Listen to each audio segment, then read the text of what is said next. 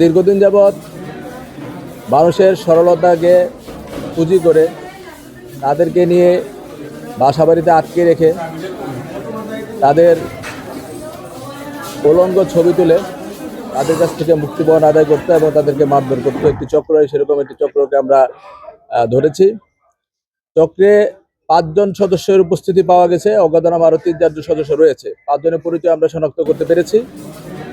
একজন গ্রিস প্রবাসী এবং তার বন্ধু, তাদের সাথেই হানিটেপের একজন সদস্যের পরিচয় হয় 1 মাস পূর্বে।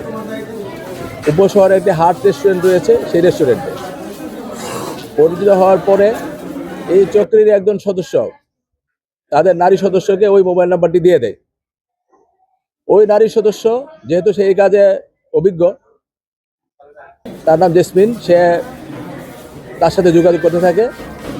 যোগাযোগ করার এক পর্যায়ে সে তাদের যে বাসাকে যদরপুরে বাসা নং নবপুষ্প 113 পঞ্চমতলা একটি বাসা, ভাড়া বাসা। মেহেন্দিবাগে যখন আসে ওই প্রবাসী এবং তার বন্ধু, ওই চক্রীর একজন সদস্য জলিল, সে তাকে করে 2টি সিএনজিতে করে বাসায় নিয়ে আসে। বাসায় নিয়ে যাওয়ার পরে চক্রের আরেকজন সদস্য জায়েদ, সে তাকে দেশীয় অস্ত্র ধরে এবং ইলেকট্রিক শক দিয়ে উলঙ্গ করে তার ছবি তোলে।